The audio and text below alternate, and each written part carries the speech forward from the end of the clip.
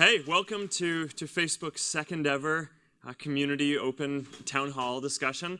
I want to thank everyone who braved the intense California rain and wind to make it out here. We have some folks who've traveled from pretty far off places to be here, and it's an honor to be able to have this dialogue with you and answer your questions. And how we got started with these Q&As is we have this tradition at Facebook where every Friday we'll have an internal open Q&A with employees. And it's a really important part of our culture because it's not only a way for people to ask me questions and learn how I'm thinking about running the company and what we should be doing, but it's also a really important way that I learn from our employees what they're thinking about, and that gives me valuable information, our management team important information that can help us build better things and run the company better, and it's become a very important part of how Facebook works. So we wanted to try to do this with our community, knowing that it's a little harder to do because a lot of people use Facebook from all around the world. So we started this page and started doing these Q&As, and I'm just really grateful that so many of you have flown in or driven in from far off places to be able to participate with us. This is going to be hopefully very valuable for us in getting feedback on the things that we can be doing to serve you and everyone in our community better. So thank you for being here.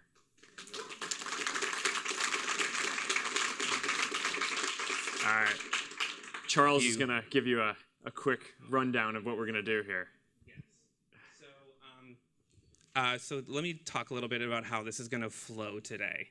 So as Mark mentioned, we're going to kick off with a few questions that came in from Mark's Facebook post, and we're going to start with the most popular ones. Some people have actually been able to fly in person. Yes, they made it into SFO just in time to ask their questions, and we have a couple that sent in videos. And then I'm going to open it up to our live audience in the room, and we'll see what you guys have to say. Sound like a plan? Okay, so let's dive in with Eric, who flew in here to ask in person. All right, kick us off. How you doing, Mark? I'm Eric Zeror. I'm a second-year law student at UC Davis. Awesome. And when I told my mom about this event, she was so excited. She said, "Oh, Eric, I can't believe you're going to be on HBO special for Facebook." So, hi, Mom. Two-part question. Firstly, judging by the success of the like button, has there been any conversations about adding a dislike button? And secondly, my buddy and I are starting our own company, and we wanted to know what's one piece of advice that you wish you had when you were starting Facebook? All right. We're thinking about it on the dislike button.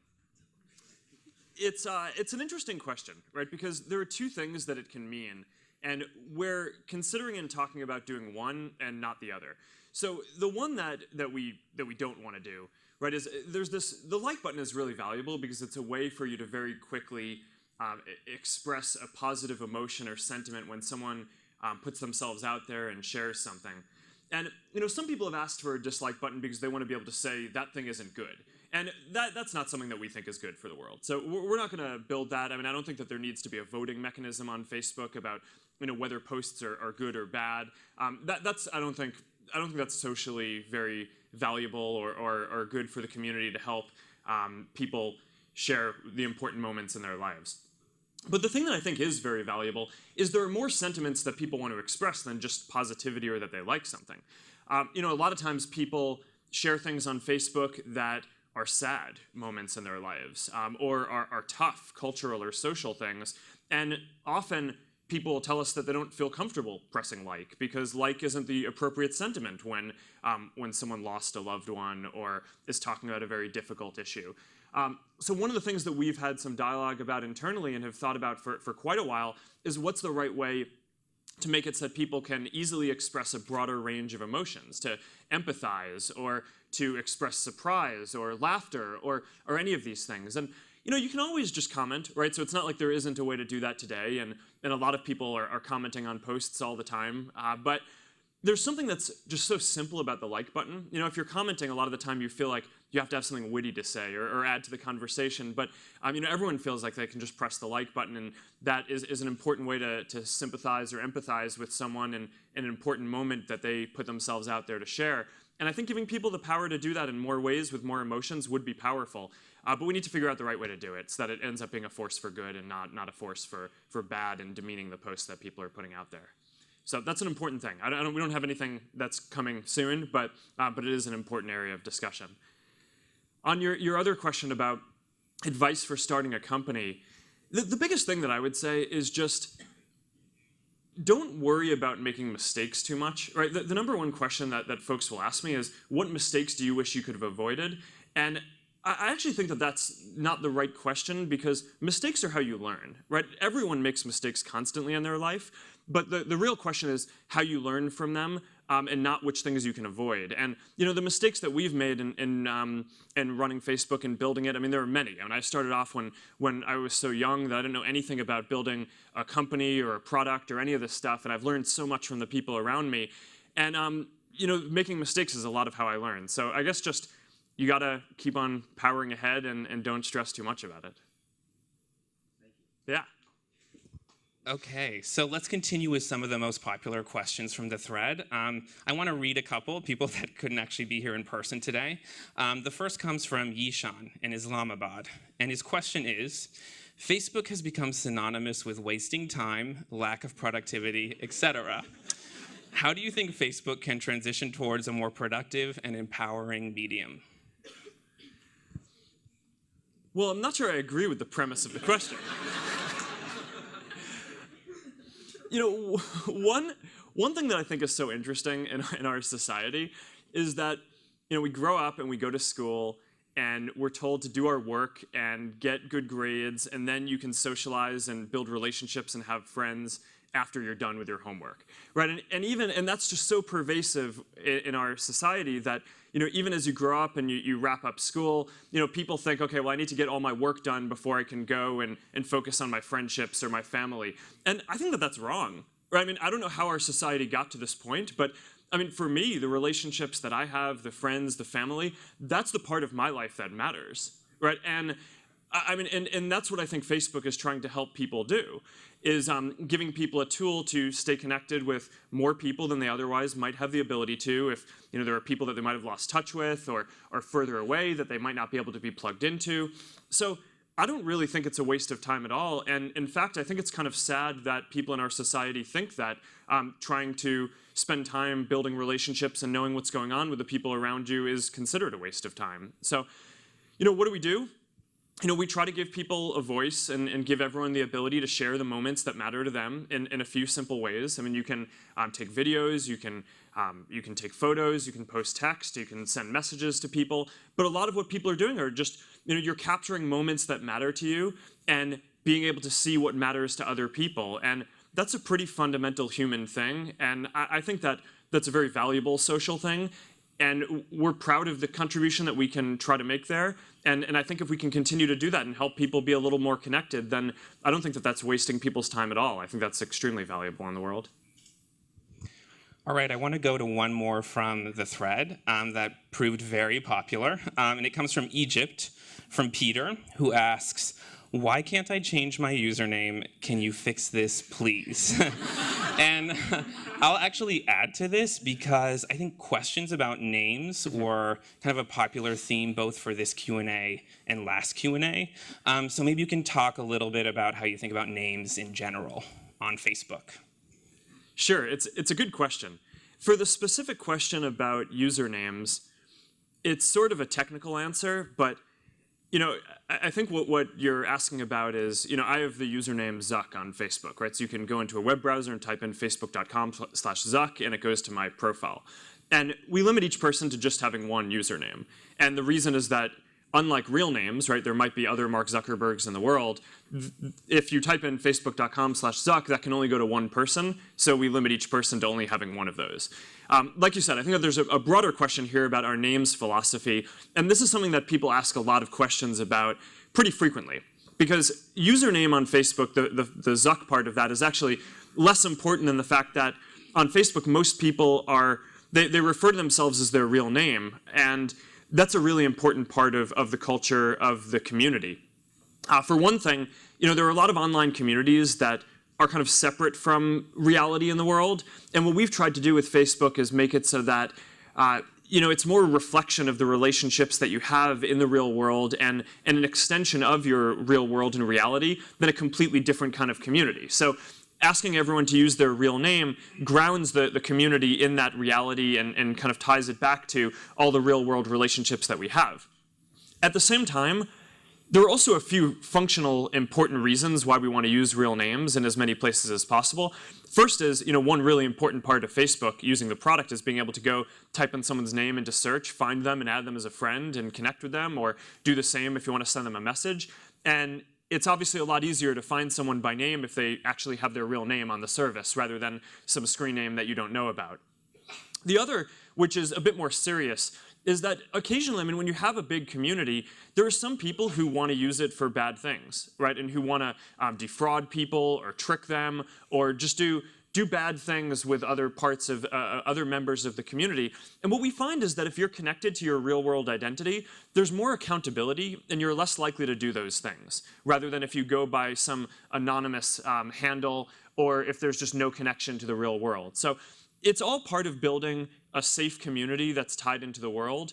And it's an important part of our policy that we do this. And there are lots of edits that we make over time to make it so that we can, as we learn how people want to express what their real name is, that's definitely evolved over time. But overall, I think that this is an important part of what makes Facebook the community it is and a safe community for everyone around the world. Okay, so we have another person who's flown in. And Joshua, I will kick it over to you if you're ready. Yeah, I'm ready. Hi, Mark. I'm Josh. I'm from Brooklyn, New York, and thanks for having me. Welcome. Thanks.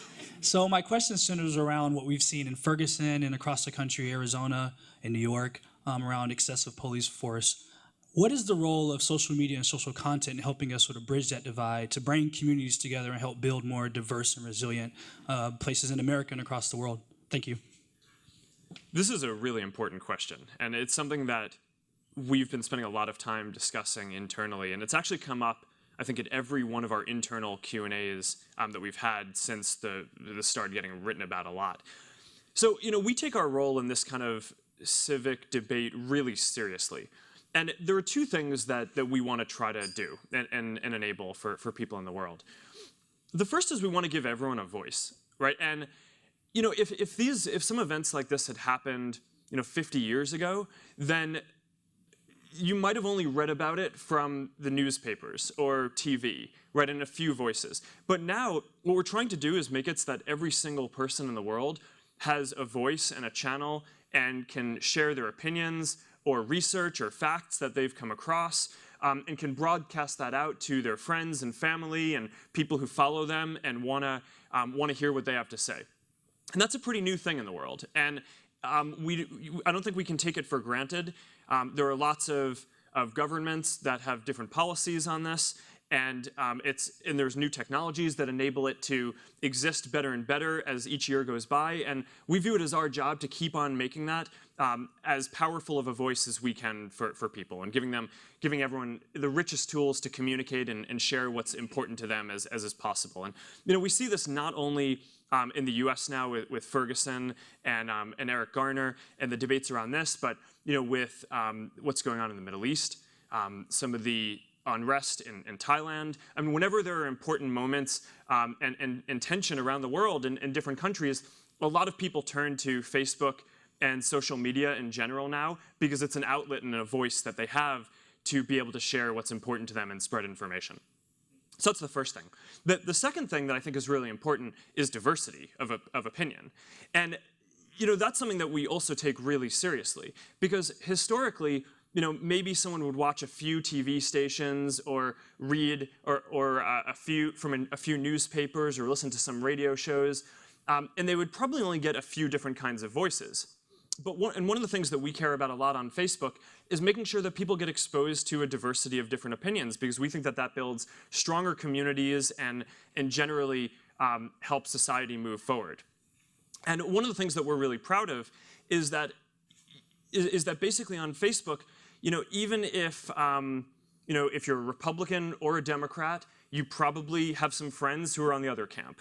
Right? If you're Christian or Jewish or Muslim, you probably have some friends who are other religions, right? And that is really important, because that means that whatever TV station you might listen to that has an opinion, whatever news you might read, on Facebook you're hearing from a broader set of people. Even if the majority of people that you're friends with have opinions that are similar to you, your network of friends and friends of friends who you'll hear from in your news feed is going to bring you more diverse opinions than you would have from any other type of media that you would have consumed. And I think that that's a really important change in the world, and we take this responsibility in terms of helping to build this news feed for our community. It's one of the most important things that we do here, and we're happy to try to play some small role in enabling people to have this important discourse.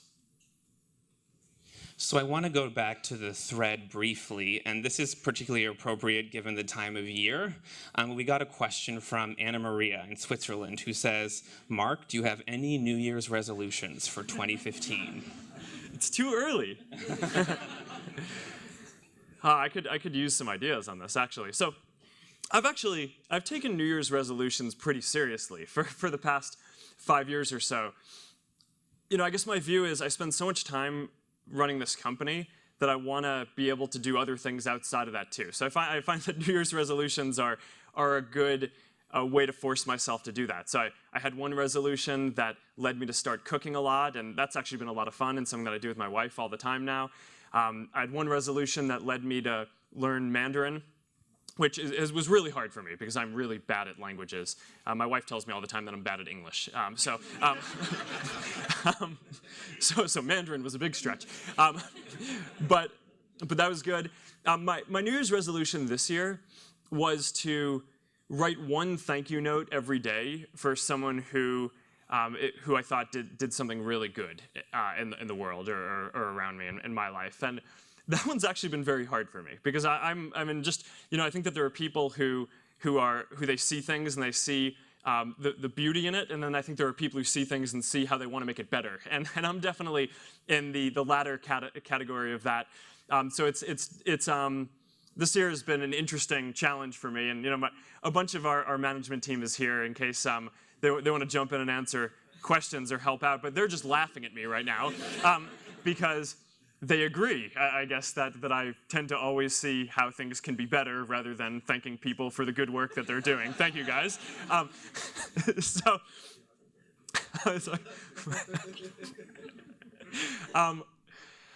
But yeah, so I usually think about what my resolution is going to be or challenge for the next year in the last week of the year. If you guys have ideas, post them on the page. I could always use some suggestions for what to do, but I will have one, I just don't have it yet. So thank you. Fair enough. All right, we have someone else who's flown in today. Josh, it's your turn. Hi, Mark. I'm also Josh from New York. Thanks for having us. My question, so Facebook is such an incredible tool for connecting people around the world, but there's such a disconnect between people and their elected officials. So how can your vision for sharing experiences on Facebook be applied effectively in the public sector? It's a good question. It's something that we spend some time thinking about, but I think it's really only at the beginning of what we hope to see happen. So there are a couple of examples of things that we're doing at Facebook and that I think we're trying to enable elected officials and folks in the world to do. One example recently is we launched this product safety check that basically gives people when there's a natural disaster or some other catastrophe in some country to be able to just say that they're safe and make it so that their friends and families and the people around them know that they're safe. And we actually just turned it on in the Philippines this week, right? And it was the first time that we've activated it, and it's been we've gotten a lot of positive feedback just because when a hurricane or there's some sort of natural disaster, all you want to know is that the people that you love are safe, right? And so that's one of the something that a public sector organization might typically do, but that's the type of thing that because of the type of community that's on Facebook, we feel like we can try to help deliver. So we're in the early days of that, but that's one interesting area. Another is just in enabling elected officials to communicate with the people they serve.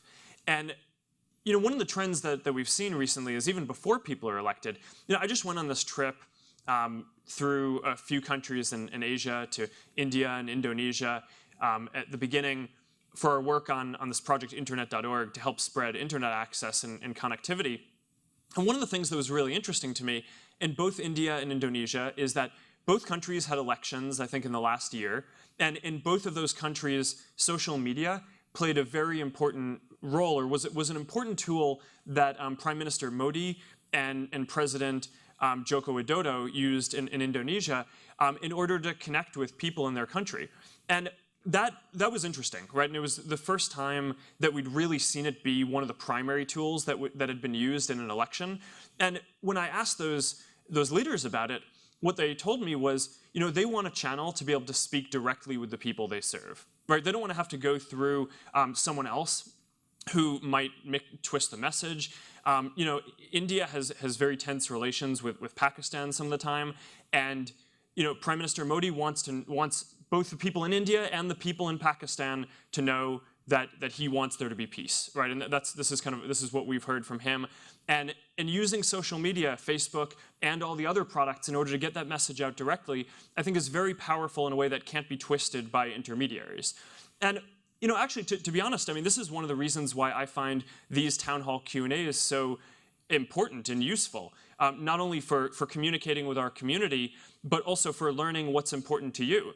Because the questions that I'll get from people who actually use our products are often very different from the questions that I'll get from media or other folks who cover us.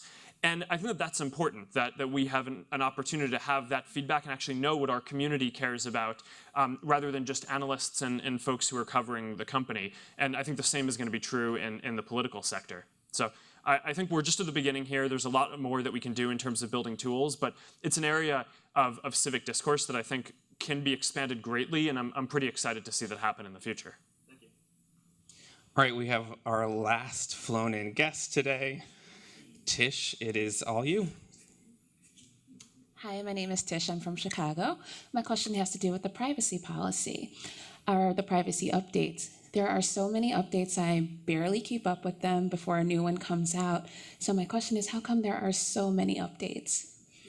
Thank you. It's a good question, and I'm glad that you asked this because I think a lot of people wonder that, right? And what we try to do is update the privacy policy about once a year to reflect the technological and product changes and business changes that have happened in that year. So we actually just made an update to our policy, and I can give you some of the basic summary as to what we were trying to do in it. So in the last year, one of the big changes that's happened on Facebook and in our community is that it used to be that Facebook was one product, right? It was this website, and you used it, and there were a lot of different things that you could do with it. You could share photos, you could send messages. Now Facebook as a company offers a lot of different services. Facebook is increasingly about newsfeed. Messenger is about texting and chatting with people. Instagram joined us a couple of years ago and is a place where you can really express your creativity and share beautiful moments. And they just had this great milestone this week that I'm really proud of the team. They just passed 300 million people are now a part of the Instagram community. WhatsApp joined us earlier this year, which in a lot of countries around the world is how people text each other, right? It's not just chatting like Facebook Messenger, but in a lot of countries people don't even use SMS. They just use WhatsApp. And then there are a handful more that we're building. So in making that change from just a single product to a handful, especially companies that historically had their own privacy policies, one of the things that we need to do is update our policy to make it clear to everyone in our community how these products are going to tie together. So that's one example. Another example is that now that most people are using Facebook and these kind of services on phones, there are different things that are possible that didn't used to be possible. So video is becoming more important as people can take videos more now. Location services, there's a lot of valuable things that people can do to know when your friends are around you and maybe have serendipitous meetups or just kind of know when someone is traveling from out of town. That's a new thing in the last few years that's really only started to be possible. But we can't just start building a product without having a policy that discloses very clearly to everyone in our community what we're doing with different kinds of information. And if we want to start building products that deal with location information, for example, that's really sensitive. People care very deeply about what services and people are going to know where they've been and when they share their location. So that's the kind of thing that we'll update and put into our privacy policy. But like you're saying, I mean, we don't want to change this very often because we realize that it's a very sensitive thing. And as much as we try to communicate about what we're doing, it's a lot to read through these privacy policies, right? So it's a lot to digest. So what we try to do is just have one moment a year about when we have to make these changes to enable the next set of product features and things that we want to build for our community. And sometimes we do a good job with it and we do it clearly. Sometimes we don't and we get criticized for it, and often rightfully so. But we're generally, where this all comes from is a place of trying to make our products better by being able to follow the technological trends and what's possible to do in the world. Yeah. All right, I think we're ready to cut to our audience here in the room. So are there any questions? Yes, a bunch. I will start with you, sir. Stand up, please. Thanks. Hey, Mark, this is Aniket. I had two questions for you. When are you opening the Facebook developer puzzles again? And the puzzles that you used to have? Oh, yeah. Challenges. And the other is talking about social issues. Have you or Facebook team put a thought to a very specific issue, something like economic disparity? Can such challenges be covered in the realm of Facebook, if you can solve those or attempt to? Yeah, so let me answer the second question first because I actually know the answer to that one. Whereas for the second one, all right, well, I guess I could just answer that then. Shrep, who runs our engineering teams here, says that we don't have any plans to bring back puzzles. I mean, we're constantly changing how we evaluate different candidates to come to the company, and we're always trying to make that process better by just getting better signals on folks. And I guess we found that wasn't useful for some reason. So, I guess we're not planning on bringing that back. For the second question, which I think is a really important global one and something that we spend a lot of time thinking about. All right, how can we help with the problems of economic disparity and create greater economic opportunity around the world? This is something that we care deeply about this and spend a lot of time helping businesses, and especially small businesses, use Facebook to grow customers and engage with their customers and build their business up. So, there are a bunch of products that we have that help large companies as well market and find customers and sell their products. And that's a large part of the business. But a lot of what we do is we have pages that people can use for free on Facebook, and you can build up an audience and you can communicate with people. And I want to make sure I don't get the stats wrong here. So what's our last public stat that we had on the number of businesses on pages?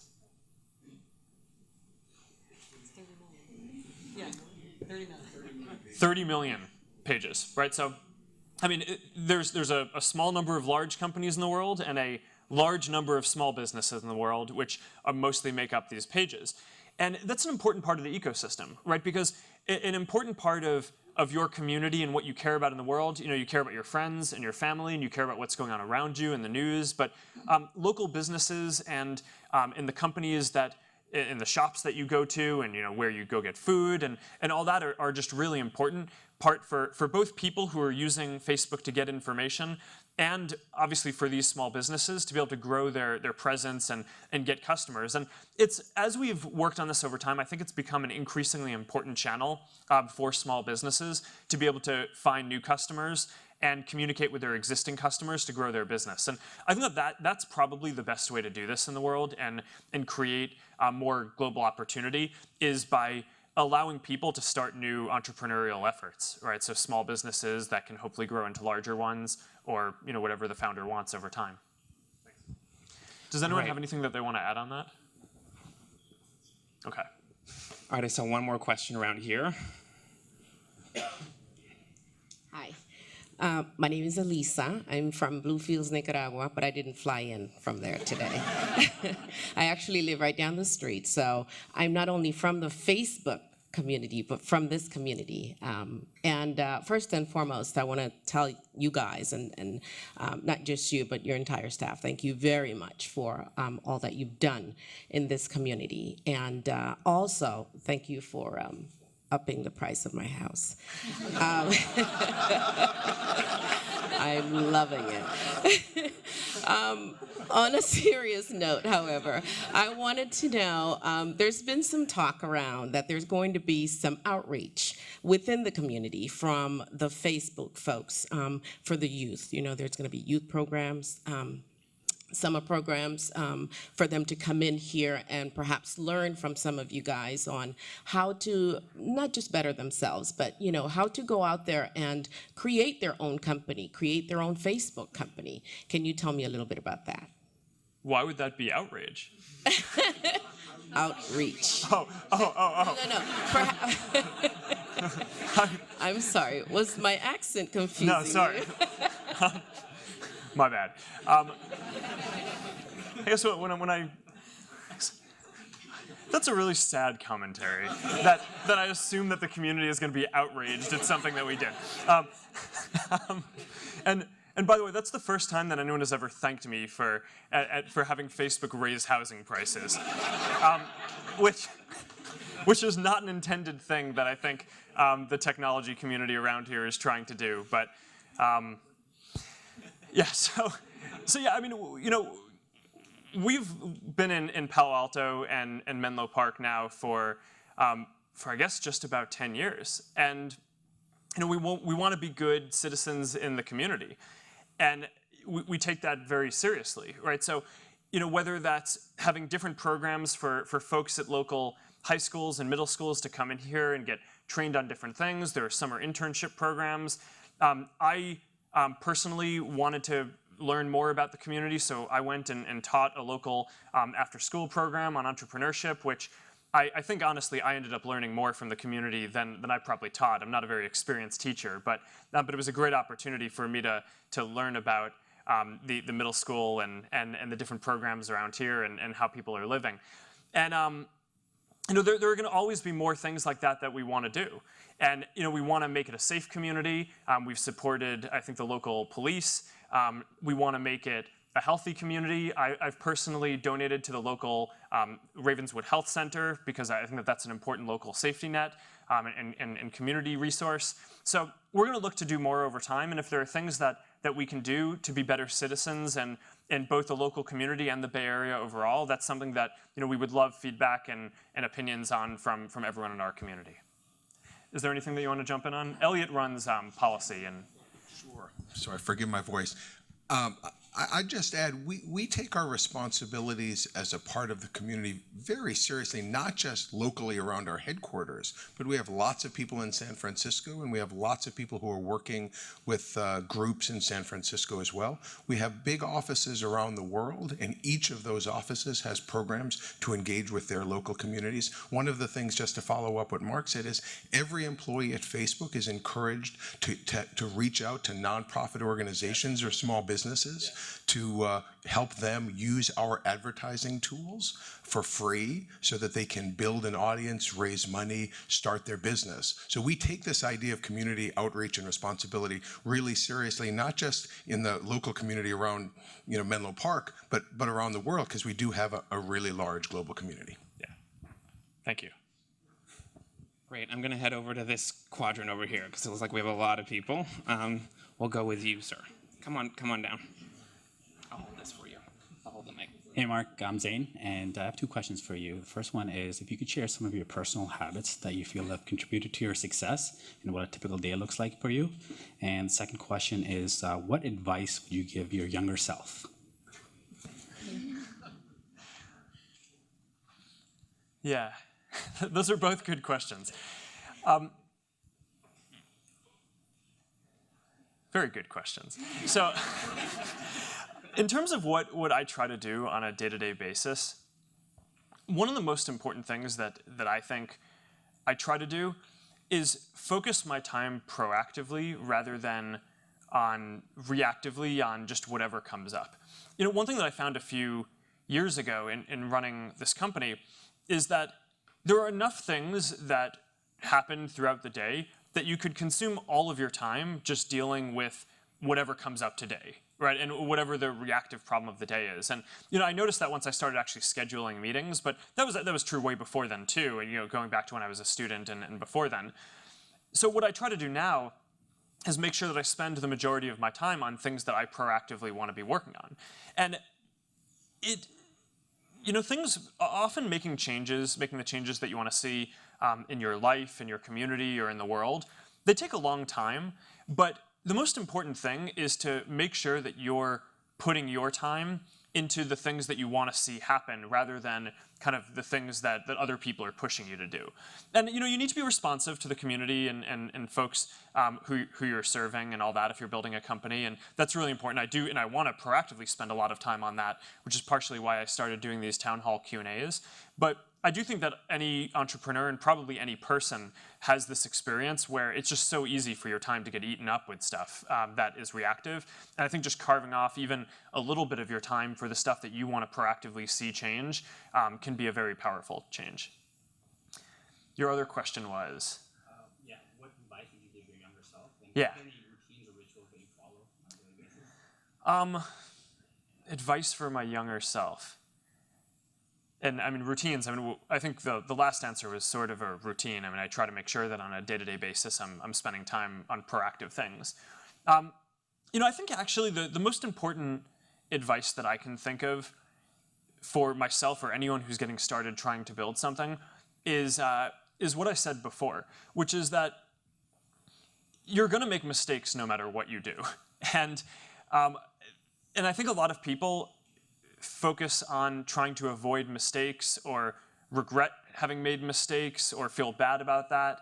And just no one is perfect, right? And everyone is constantly making mistakes. I think the majority of what people do are mistakes. And one thing that I try to tell people who are successful at Facebook on our management team, and I tell myself this, is that even people who are really successful, most of the things you did were wrong, right? Or you made some mistake. And you're right or successful because of a few things that you did well, right? Despite doing a lot of other things pretty badly. And I think that that's a pretty important thing to keep in mind, which is that, you don't need to be right about everything. You don't need to execute perfectly. You need to get a few things right, and then you can make some pretty important changes in the world. There's this anecdote that I love. I read this biography of Albert Einstein. And one of the things that I think is really fascinating in his life is he had this really pure view of the universe and how he felt it had to work. And his view was that there had to be this unity between space and time, and he worked endlessly. A lot of people thought that this was probably true, but he was the one who kind of worked endlessly to prove it and unify these theories and show that. And that was brilliant, and that was an important contribution to the world. At the same time, his aesthetic view of the world also led him to believe that black holes could not possibly exist, right? Because he believed, that's this rip in space-time, and that just feels wrong, right? It offended his sense of how this stuff worked, and he got that wrong. And no one remembers that he got that wrong, except me now. But and what I think ends up mattering is the stuff that you get right, and staying focused on that and making the positive change. And if you can do that even just a little, then you can have a pretty strong positive impact, and you end up not regretting the things that you make mistakes on that much. So Mark, I want to throw back to one thread question really quickly, and it's important because it's particularly hard-hitting. It's about pizza. So this comes from Mel in Australia. Mark, what do you like on your pizza?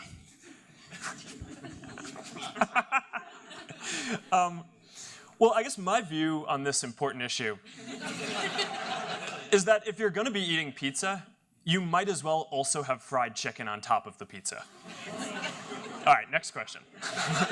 Any questions back here? All right. I'll hold the mic for you, okay? Okay. So there's been a great push for coding, and so how does coding fit into Facebook's mission statement? And personally, what drives you towards coding? Thank you.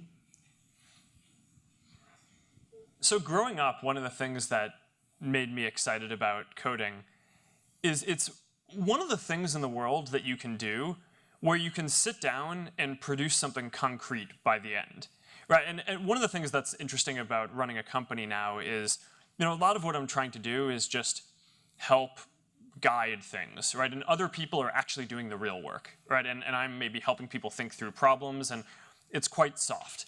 But coding is one of the few disciplines in the world where you can sit down, write some code for a few hours, and come away with something real that real people can use, and you've actually produced something concrete and valuable for the world. And it's one of the reasons why I think it's a very valuable outlet for young people to be able to express themselves and practice analytical thinking and grow their creativity. And also, it's one of the reasons why disproportionately in the technology industry, people can have an impact who aren't high up in management, right? I mean, you see all the time examples of people in college or who don't have a lot of formal work experience starting these companies that end up being in some cases successful. And you can do that because a person, if you can code, you have the power to just sit down and make something, and no one can stop you from doing that. And that's very different from a lot of other disciplines that people train in around the world. So I think it's massively empowering. And I think in the future, it's likely that in our elementary schools and middle schools, most students are going to have exposure to at least some amount of coding as an important discipline for every job that they might end up doing in the future. So, I mean, we're obviously, Facebook, around half of the people who work at the company are technical, right? I mean, it's a huge portion of the company is engineers, and those people's job is to write code, and that goes into products that serve our community. But what I found is that even for people whose job isn't to write code, understanding the discipline of engineering gives you analytical skills that make it valuable for whatever you want to do, whether it's marketing or finance or product management or customer service, like anything that you would want to do. I think in the future it's a valuable thing. So we're very supportive of trying to help people in the community learn to code. I've personally contributed to efforts like code.org, which is trying, I mean, that organization basically exists to influence schools to start teaching more computer science and coding at younger ages. And I'm very positive on that, and I think it's going to be a very important change in the world. So Mark, we had a couple of thread questions come in via video. So we want to cut to one of those. This one comes from Marcelo in Valparaiso, Chile. Hi, my name is Marcelo and I'm from Chile. My question is about Graph Search. It's been available for 2 years now, but only in English. Do you have plans to release Graph Search in other languages like Spanish? Thanks. Yes. but we want to get it right first. So Graph Search is, it's actually one of the things that people ask us for the most is the ability to find things that people have shared on Facebook in the past, or even that you've shared on Facebook in the past. Right now a lot of Facebook is day-to-day, right? So you'll share a moment and you'll communicate with your friends and your family and the people that you care about around that. And then it floats off the bottom of newsfeed, and maybe you'll look it up in the future, but that's not a part of how people are using Facebook on a day-to-day basis, by and large today. And I think that there's a big opportunity here because, there's so much knowledge that people have shared, recommendations that people have shared for things that they've had, experiences that they've had, trips they've been on, products they've tried, businesses that they've tried, movies that they've watched, next time you want to go see a movie. And the ability to learn from the wisdom of all of your friends and family and all of the people that you trust, I think is going to be an incredibly important thing that right now it's really hard to use Facebook to do that. And we really just we have not made it easy for our community to do this very well. So that's an important focus for us and one that we're trying to do. It's a lot of work because there are so many different posts on Facebook. There are actually, I think, more than 1 trillion posts, which is kind of crazy if you think about it, in terms of the amount of content that you need to be able to return when someone wants to search for something. So I guess the answer is that it's taking a little longer than I think we all want. I'm an impatient person, so it's definitely taking longer than I want to fully roll out search to everyone in the world. I'm glad I'm not alone in that. Although I feel like I'm letting you down a little bit since it's been 2 years and we've been working on this and we haven't been able to launch this yet. But what I would say is please hang in there and we hope to deliver this sometime soon. Okay, back to the audience. All right, let's get this section over here. Hasn't gotten a question in yet. So how about you? Do you want to come off to the side? Yeah, come over.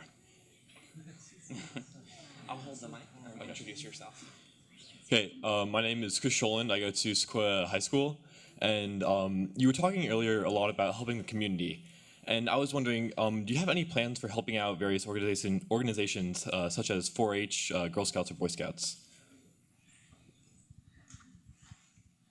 Yeah, so one of the biggest things that we do, and I mentioned this a bit before, is we make it so that anyone in the world, right, whether you're running a small business or a nonprofit organization, can use Facebook for free in order to find people to basically, customers if you're a business or people for your organization. You have groups that a lot of people around the world use to organize. And that I think is actually the most important thing that we can do to help all these organizations is continue giving them these free tools that they can use to reach people and communicate with the people they serve and to organize and coordinate and make it so that people can all share together and be together. We try to do stuff for our local communities around our campus and the different campuses that we have around the world. And a lot of that is because we feel like we want our employees to have this sense of mission that, they're not just at Facebook to build a company. We're really here to serve the community. And an important part of doing that is actually getting out in the world and talking to people and hearing from them and serving them in different ways other than just sitting behind a computer and writing code all day long, which is valuable, but it doesn't often give you a sense of who the real people are at the other end of what you're building, who at the end of the day, that's our job, right? I mean, we're here to serve people and to help connect people around the world. So some of the efforts that we've had in terms of what we encourage our own employees to do are a bit more localized to just where our employees live. But it's definitely something to think about more broadly in terms of whether there are ways that we can get out deeper into the world to do more there.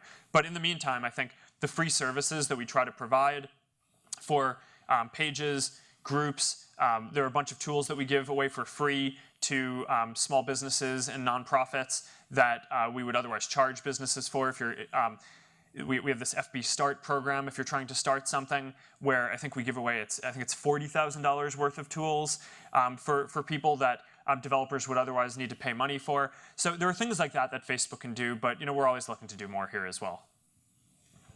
Am I missing anything obvious?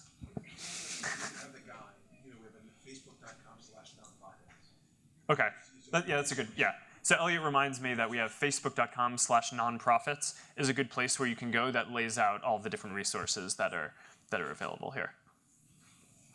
And in case this dynamic of having people stand up and interrupt me feels odd, it's actually a really important part of how our town halls work, both with our community and internally at Facebook.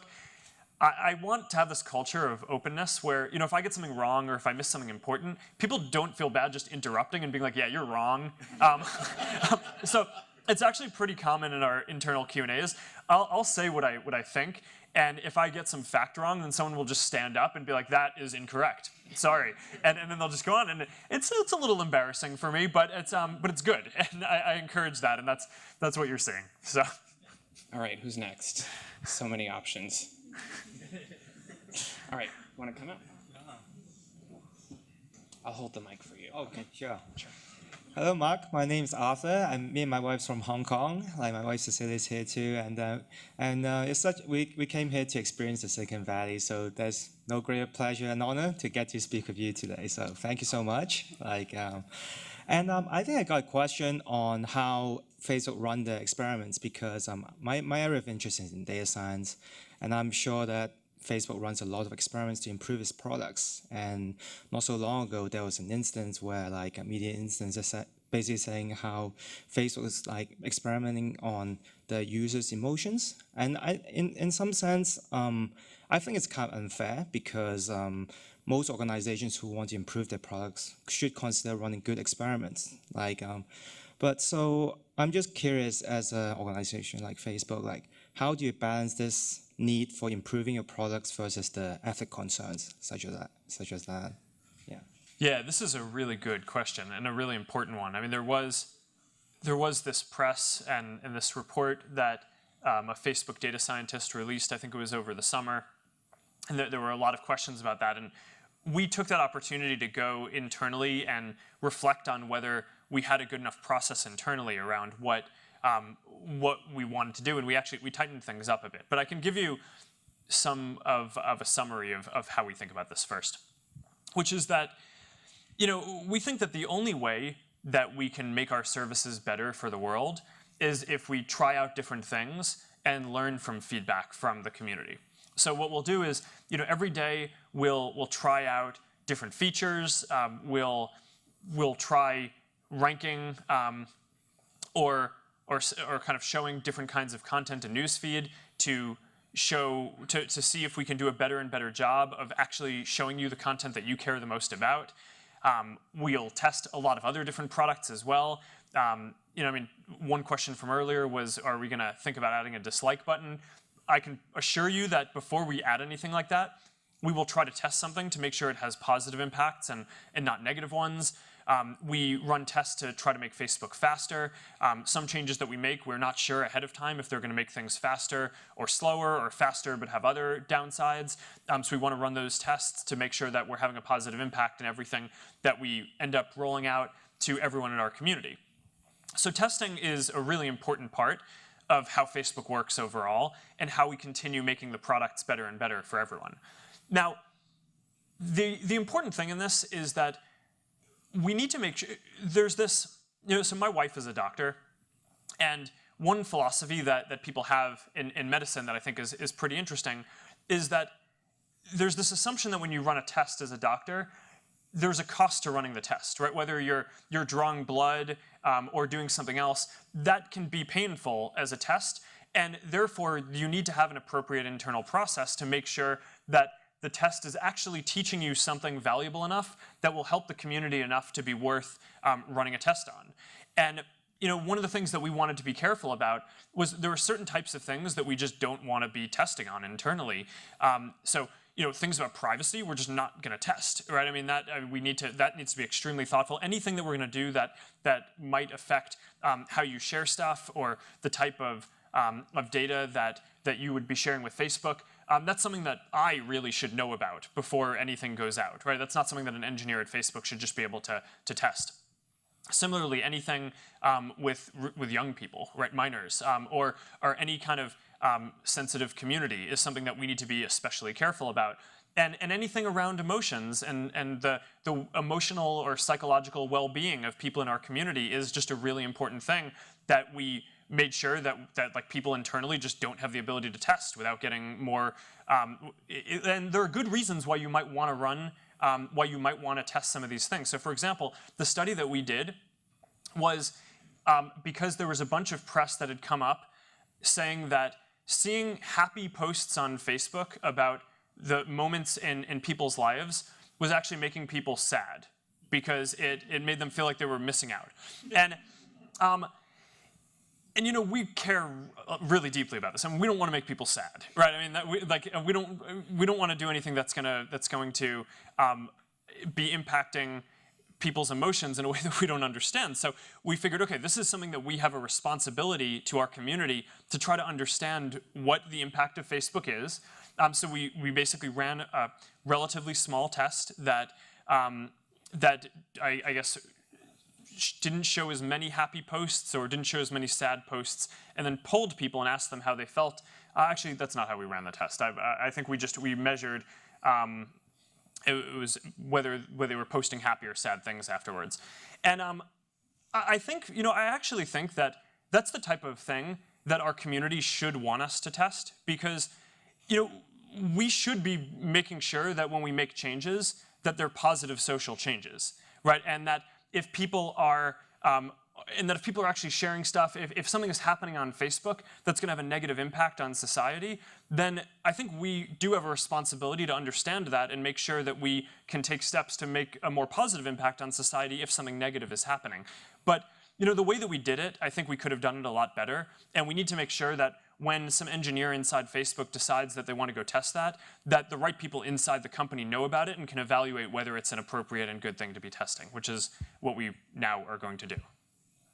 Yeah. So we have 5 more minutes, and that gives us time for one last question, which actually came in via video, Mark. So this one comes from Brazil. We want to give everyone around the world a chance to have their questions asked. So can we roll this final video from Brazil, please? Hi, Mark. You are always saying that the biggest goal of Facebook is to connect people, but most of them turn themselves into unsocial people in real life. Did you ever thought about helping people to make connections in real life too?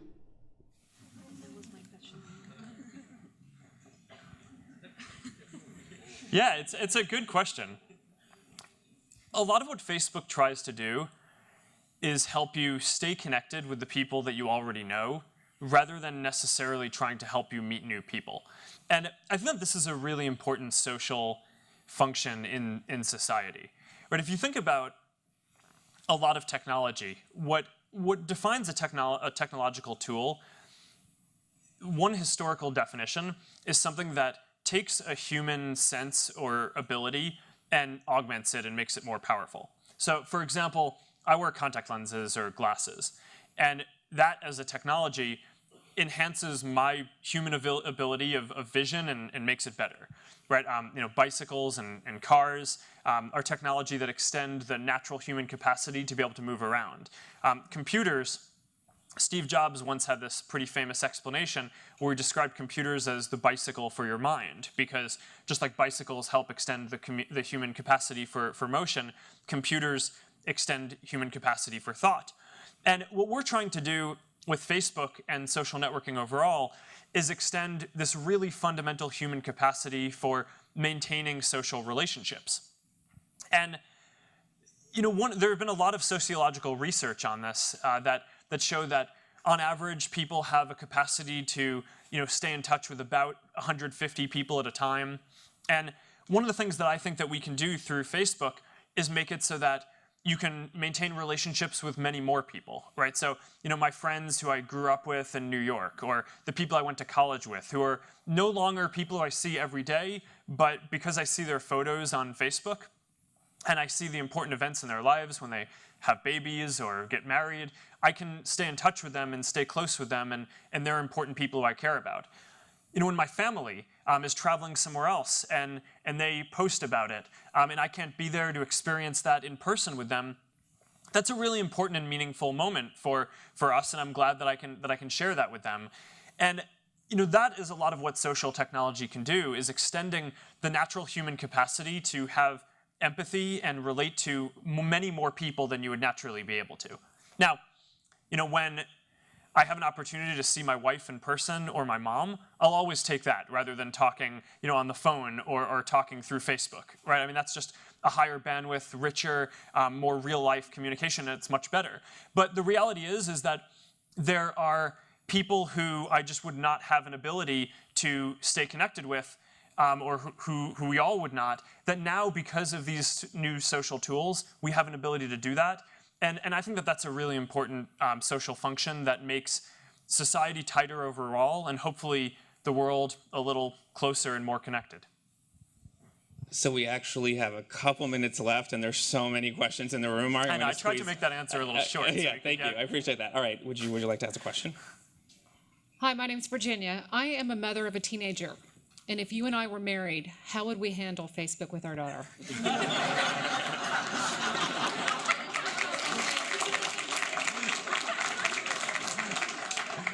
Yeah, that's I've never gotten that before. It's a really good question, and one of the things that I try to put myself in the shoes of having a child, and especially for younger folks who are using our services, because I don't, right? I don't have any children, and I think that that's it's an interesting kind of mindset where, on the one hand, I remember being really young and using technology and and actually feeling like I had a really good sense of this stuff. I mean, I started Facebook when I was a teenager. And so from that sense, it's like I clearly was able to use enough technology to do some things. And I thought that that was pretty positive. And I think sometimes society has a bit of an overbearing attitude where we treat children as if they don't know how to do stuff, and sometimes they're actually more sophisticated than we can ever imagine on how to do this stuff. So I have that attitude just from my own firsthand experience. But on the other hand, I try to empathize with the perspective, and I think the question that you're asking, which is, we want to take care of our family. And bullying is a real issue, right? And it's something that we take really seriously. We work where it's appropriate with local law enforcement and school administrators and folks to make sure that there's no bullying on the platform. And parts of our policy, like having real names, I think go towards that drive, right? Because if you have a platform that is anonymous, it's a lot easier for people to do harmful things to other people than if you're using real name and if you're connected to a lot of other people who are also using their real identity in the community. But I think to answer your question, I would follow our rules. So we don't allow people under the age of 13 to use Facebook. So I would not allow my child under the age of 13 to use Facebook. And then after that, I would probably talk to them about it. And I think that I would want my children to use technology because I think it's one of the ways that you become literate and develop the skills that you need to for the modern world. And I don't think that banning that stuff is actually is quite the right way to go about making sure that children know what's out there. But I do think it's something that you want to be in constant dialogue with your child, and make sure that if there's anything harmful going on, that you can report that to us or the local school administrators, or if there's any bullying or anything negative like that. I mean, those are all things that we just take extremely seriously, and there is stuff like that out there, and we need to continue doing our best to make sure that that goes away. Cool. All right, so I think that was the last one. So I just want to thank you all one more time for braving the weather. I mean, there are some pretty severe storms out here and being able to get down here this afternoon so we could have this session. This is really valuable for me to be able to hear what you're all thinking about, the questions that you write on the page, what you vote on, what you come and ask in person.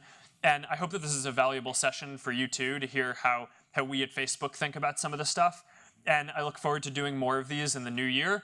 But for now, I hope this has been a good year, and I hope to see some of you guys soon. Thank you.